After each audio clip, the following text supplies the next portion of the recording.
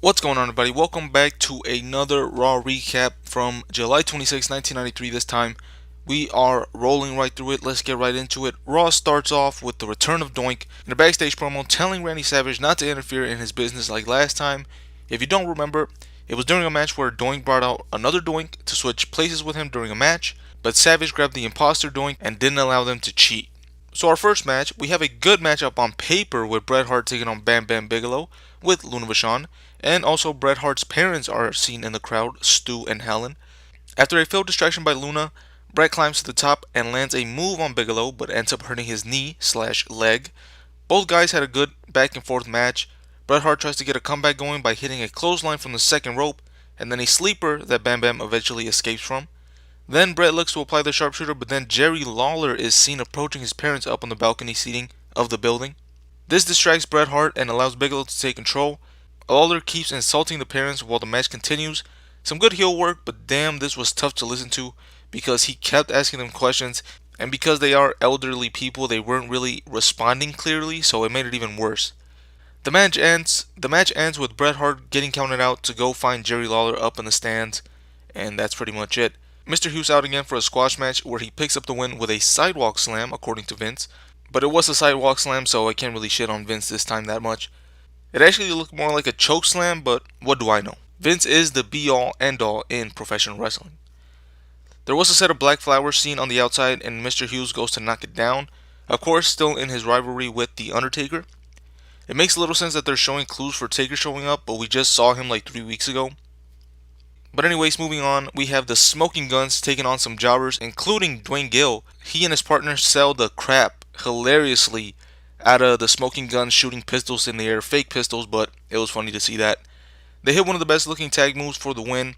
So Billy backdrops the guy, and then Bart catches him into a pile driver. That has to be one of the best tag team moves in the business at the time, and probably still to this day if anybody was doing it. It looks pretty cool. I'm just trying to see the Smoking Guns versus the Steiners already. Get this match to happen already. Next up, we have a pre-recorded video interview with Vince and Lex Luger. This was more personal than most interviews. Luger addresses his match that got approved by President Jack Tunney. He does have to wear a pad over the plate in his arm, but he doesn't care as long as he has the shot at the WWF title. He says that the Lex Express will keep going, even though he's already gotten the match that he wanted, and welcomes all the support he's been getting. Next up, we have Doink the Clown in a jobber match. He wins with his flying sitting senton move for the win. He then calls Macho Man into the ring after the match, but Doink comes out by the announce table and challenges him to a match. Tells Randy he won't be seeing double vision, instead it will be 3. Macho Man does accept and tells Doink that he will have a little surprise for him. That was the end of the show, but I just wanted to point out that last week I thought Money Inc. said that they were going to get a tag team title match this week. I haven't brought this up before, but this has been at least the third time where they've advertised a match for the following episode and they don't even mention anything about it on the next week. But anyways, let's give out the awards for this show. For the best moment, I gotta admit, there were certain guys that I enjoyed seeing coming out, but it was because they were going to have a match. Doink the Clown challenging and Savage accepting a match is probably the best moment on the show. For the worst moment, like I said earlier, it's them continuing to tease the appearance from Taker when we just saw him, and now that there's actually a reason for him to be there, he's not. For the worst match, I had Bret versus Bam Bam for getting interrupted and pretty much ruined by Jerry Lawler. For the best match, it had one of my favorite current teams and they hit a great move to win.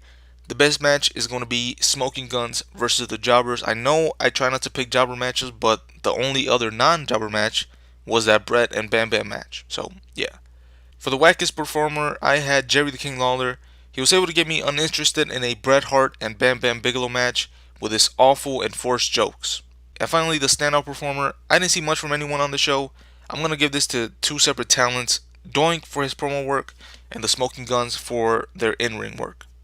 This show is going to get a passing grade from me. I think I'm done with the letter grades unless it's an A level show again. But this show was just alright, nothing great.